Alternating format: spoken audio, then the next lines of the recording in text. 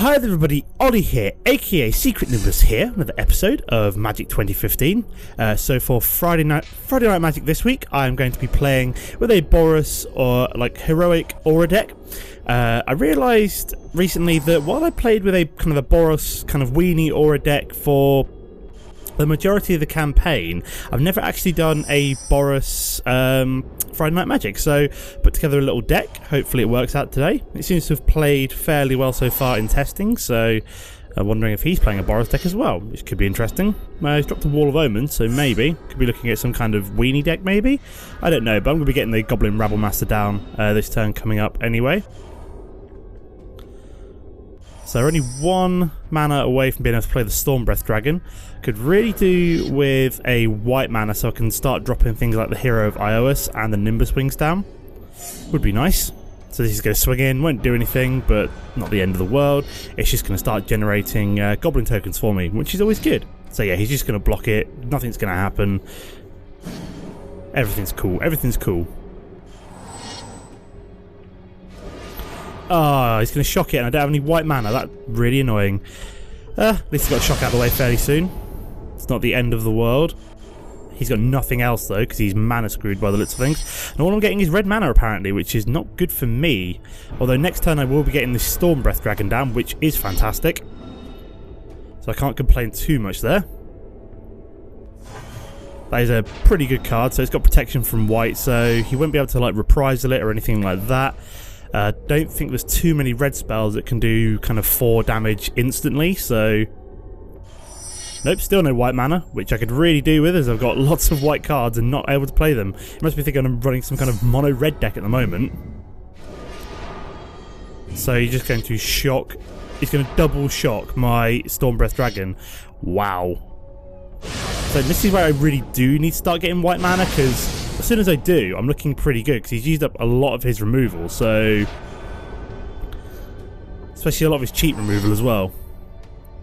Yeah, he must be thinking I'm like running. Oh, okay, so he's playing control deck, so we've got red, white and blue here. Interesting. So he's not played anything. Come on, give me a white mana. Jesus Christ, what is going on here? I'm going to have to attach the Lightning Talons to my Goblin though, so I can actually start. Oh, come on! Stop taking the piss. I need white mana, basically. Ugh. So he's thinking. Why are you thinking twice there? Of all places. Because giving this thing plus 3 attack and first strike will allow me to kill off his Wall of Omens if he now decides to block. Which he did not. Interesting. Interesting. He's probably got some other way of removing it. Yeah, I'm desperate for white mana here. Absolutely desperate. All I've got is red so far. This is really weird. It's like, it's totally equal. I swear to God, it's like, there's an equal amount of red to white mana in this deck, and there's like 2 guild gates, so it's really weird that I haven't got any yet. Oh my God! What is going on here? This is absolutely crazy. I've not got a single white mana yet. It's like all I've drawn is my red mana. This is absolutely crazy. This is where he's going to shock it, I'm guessing. Okay, no, prevent all combat damage. Fair enough, so random. What kind of deck is this? I know what mine is, and it's not playing out because I'm not getting any white mana to play things like my Hero of Ios or my Nimbus Wings.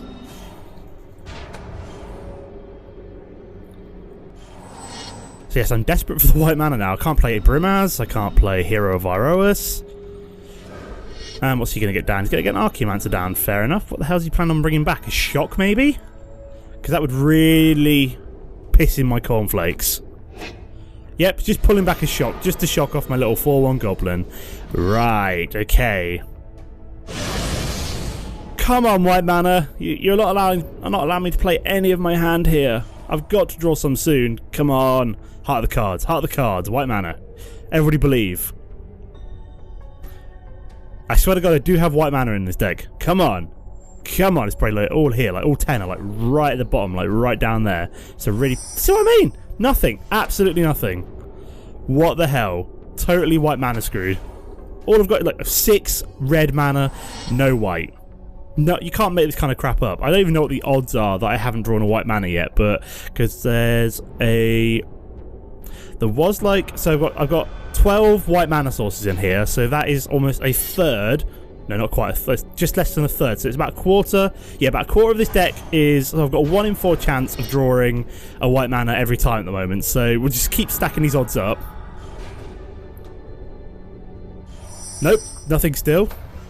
No white mana, so my odds are getting better, but not surprisingly so. Let's play another red mana, why the hell not?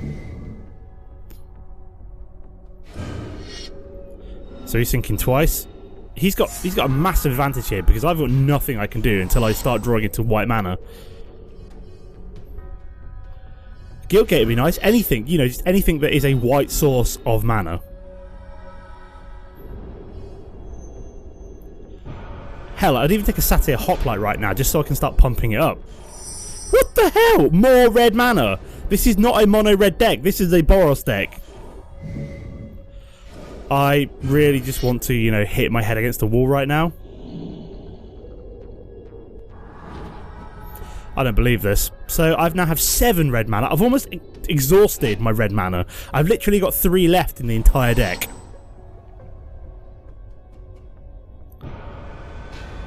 You can't make this crap up.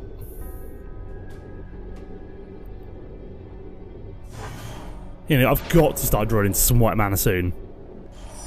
Oh my god. Are you shitting me? So I've still got 12 sources of white mana here.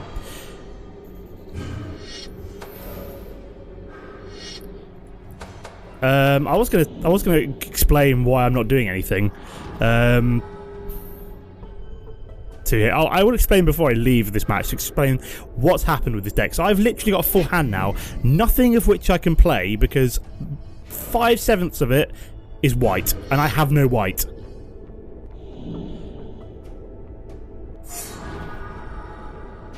So yeah, I'm just going to sit here, you know, just watch him absolutely wreck face.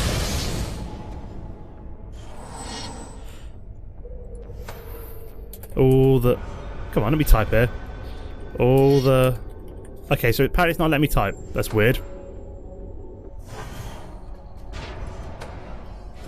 Apparently I can't type on his turn. I did not know that. Or the chat is just not working. Maybe he has chat disabled? I have no idea, but yeah. This is why I like drawing to a white mana now. Nope, absolutely nothing, so... Oh... Apparently my keyboard isn't working unless he's got me muted, but what the hell. So I'm gonna leave there as this was a disaster. No white mana, absolutely screwed over. I'll see you in a sec for a second game.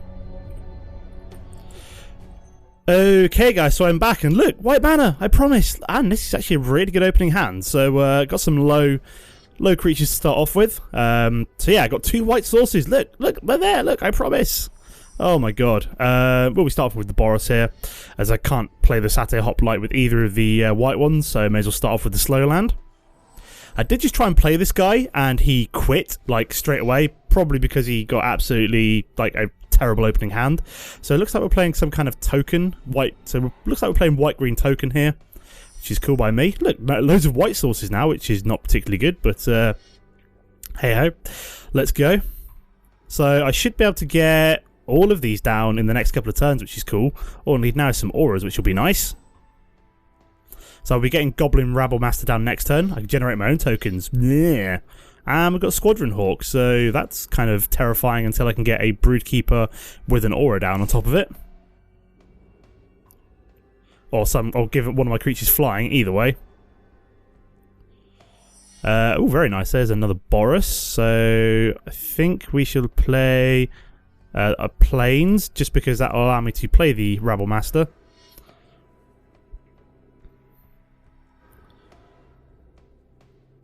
So generate a token. Yeah, that has to attack, but yeah, I just attack with the 1 goblin creature. So he's going to block with the 1/2. It's fine by me. Not really too fast. Just wanted to play the Goblin Rabble Master to start generating tokens every turn.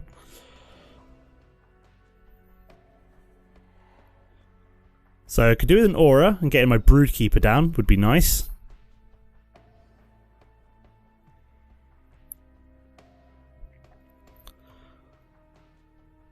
Come on, Mr. Cobalt. Hurry up. Quobolt? Yeah, Quobolt maybe? I don't know. So he's going to swing in with the 1/1, which I can't do anything about. which is fair enough. Until I get an aura on me. And another Squadron Hawk, fair enough.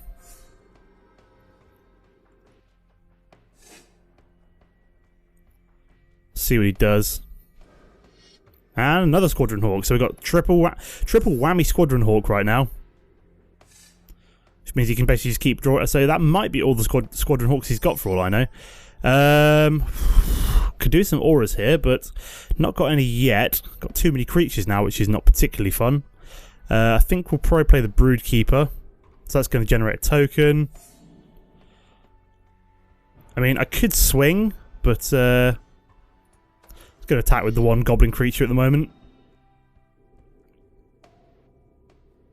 So we let that go through. Interesting. And then we just play the Broodkeeper. And hope that we get an aura next turn to put on it. Because if we can do that, then we'll summon a nice 2/2 Drake, which we can start defending against his Squadron Hawks with.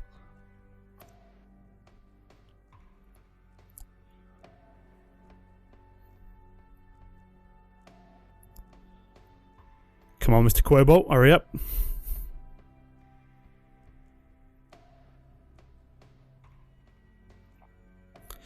Yeah, the first game I went to play against this guy had a much better opening hand, but yeah, you get what you give him. Hopefully we can start drawing into some auras soon.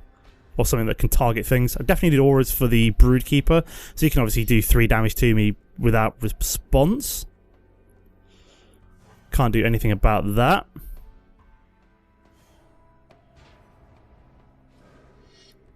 Okay, and he gets the final Squadron Hawk down. So yeah, I could do something which gives me flying. So we've got another Selesnya Evangel, so you can start tapping creatures and generating even... Oh my god, now I'm getting mana flooded with every kind of mana, every which way but Sunday. So that's going to generate tokens. So those two swing in. Might swing in with the Broodkeeper as well, or maybe the Goblin Rabblemaster. I've got to start dealing some damage to him, so... Because swinging with that will kill off at least 2 of his creatures if he decides to double block, because one of them can't block on their own. So yeah, let's do that. So that's going to get pumped up to a 4/2. Yeah. See what he does. He's going to block. So he's going to block that one. Interesting. And that one. And he's going to let 4 damage go through. Fair enough. Then we'll play a couple of Satyr Hoplites and then hope and pray that I can draw into some an aura soon, so I can pump up my Broodkeeper and get a dragon down. I mean, a Nimbus Wings would be great because I can make this flying and get a dragon at the same time, which would be like a double whammy of awesome, because I can start blocking 2 per turn of his Squadron Hawks. So at the moment he can just swing in for 4 and I can't do absolutely nothing about it.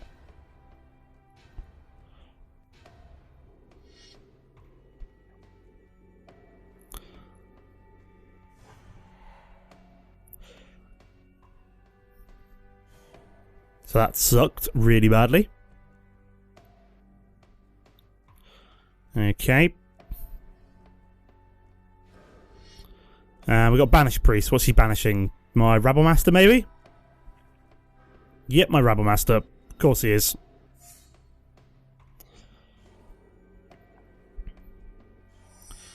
Inferno Fist would be not too bad, so I think I'm probably going to pump up my Broodkeeper.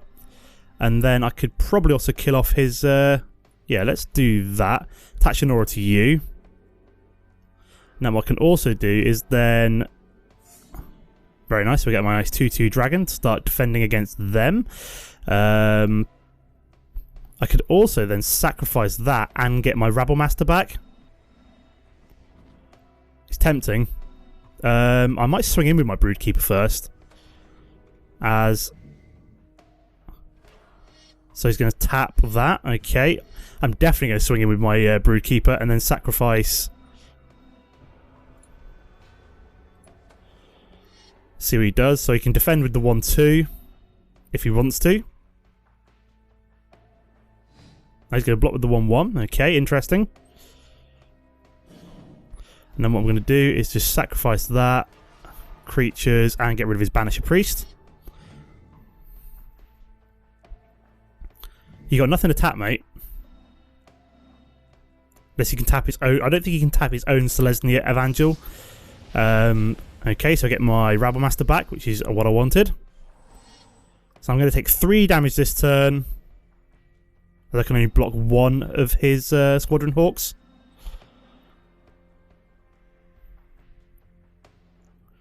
But the more auras I get, the more dragons I can start spawning, and the better I will be looking.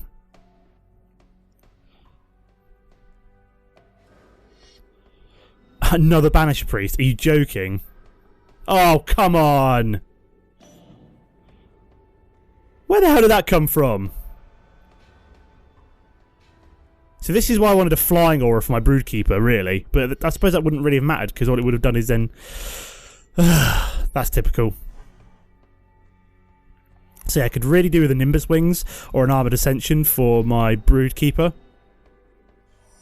Nope, and all I'm going to get is white mana this time. It's like, oh yeah, by the way, we noticed that you didn't get enough white mana in the last duel, so all we're going to give you this episode is white mana. It's like, thanks for that.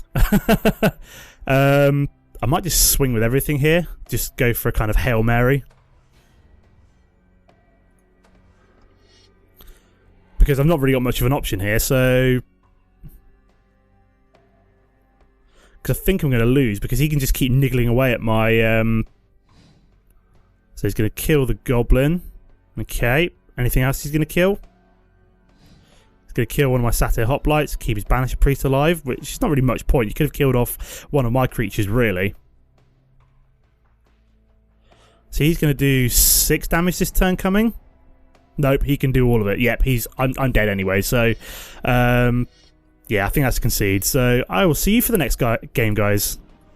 Okay, guys, here we are for game number 3, and this is a pretty tasty opening hand. We've got a Baneslayer, we've got Hero of Ioas, so I think we'll start off with the Mountain. Oh, that's annoying. He's going to try and force me to play the Coordinated Assault, which I don't want to do this turn. So we will be dropping Hero of Ioas down next turn, and then probably Lightning Talons down on it the turn after. So he's going to start off with a Tri-Land. Oh, very nice. We've got double Lightning Talons. That could be pretty cool. So we'll drop Hero of Ioas down here. We'll be hoping to draw into at least a couple of lands so we can play the Baneslayer. I think this is probably the most expensive card along with Stormbreath Dragon in this entire deck. So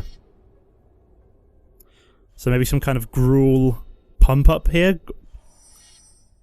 So let's play the Plains. We can also play the Lightning Talons and the Satyr Hoplite. So I'm going to play Lightning Talons now.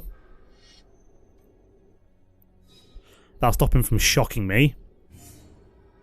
So I've now got a 6-3 on the board, which is fairly terrifying for him. Come on, there we go. So this could be over really quite quickly, this game, which basically shows off how this deck should play if you get like kind of like the correct opening hand. Oh, I've just realised I only had 1 red mana there, so I couldn't play the Satyr Hoplite as well. That's rather annoying. Yeah, this depending on what he gets down, he's going to get a Necromancer's Assistant.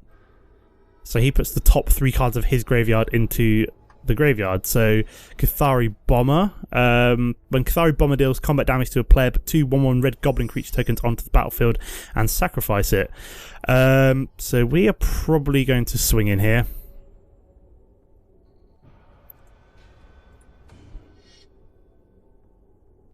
Could do with the 2 more mana for the Baneslayer, but it's not the end of the world right now. So let's kill off his Necromancer's Assistant. Go to hell. And then we're going to play the Satyr Hoplite.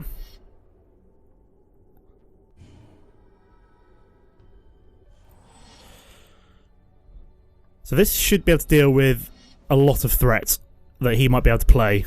Especially big threats. So we've got a Sprouting Thrynax. It's fair enough. Oh, very nice, God's willing. So I can protect it from any colour I want. But what I'm probably going to do here is play Lightning Talons on you. Get 2 first strikers. 2 very pumped up creatures. Go into battle. Deal at least 5 damage to his face. So this may get killed, but it is going to spawn 3 1/1 green saplings. Which is fair enough. So it'll be able to swing at me for 3 damage this turn. Not the end of the world.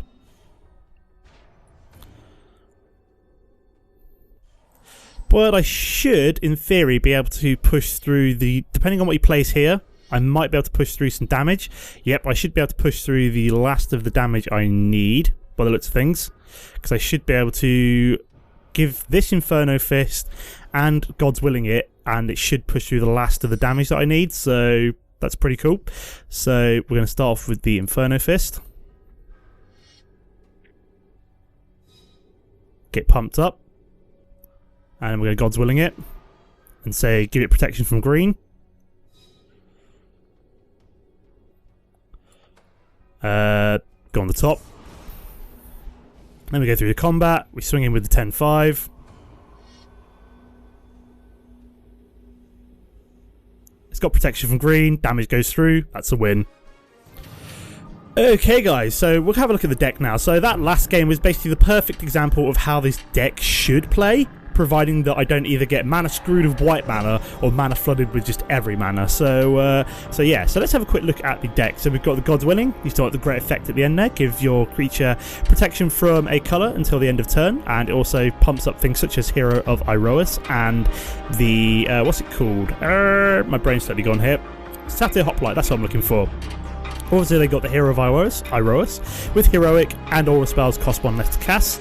Don't think Ordeal of Heliod came up in this particular video today, but you enchant your creature, so it's an aura, already good. Pumps it up +1/+1 every turn that it attacks, and then when you have 3 tokens on it generated by the attacking, you sacrifice it and gain 10 life, which is pretty cool. And your creature also gets to keep tokens, which is very nice. Reprisal for dealing with any big threats that might be in the way. Nimbus Wings, annoyingly wanted this to come up in the second game and didn't. Brimaz couldn't get to play this in the first game, but just a great creature which you can pump up further, and it just generates nice little tokens. Armored Ascension is a kind of a later game aura which enchants your creature +1/+1 for each plane you have. So this would have been amazing in game 2 as well if it had come up earlier. Baneslayer Angel, didn't get to play it in the last game, but it is just a fantastic 5 mana creature, just an all-round great card. Coordinated Assault for pumping up like Satyr Hoplites and Hero of Iroas to trigger their Heroic and to give them first strike and +1/0. Satyr Hoplite is small creatures to pump up with its Heroic ability. Inferno Fist as a nice cheap aura early game. Goblin Rabble Master kept us in the second game for at least a while, but it's just a great creature card to go in this kind of deck. Some Lightning Talons, just really great aura, +3/0 and first strike. Broodkeeper to trigger dragons, and a Stormbreath Dragon as a late game 5 mana bomb to drop. So that's the game, that's some cards. What's on about? That's the game, that's the deck. Oh yeah, and the lands, look, 10, 10 and 2. So I only got a couple of the slower lands, as this is supposed to be quite an aggressive deck, and then I keep mostly fast lands. So yeah, that's some games, that's the deck. As always guys, don't forget to comment and like if you've enjoyed the episode. Apart from that, thanks for watching, and I'll see you next time. Goodbye.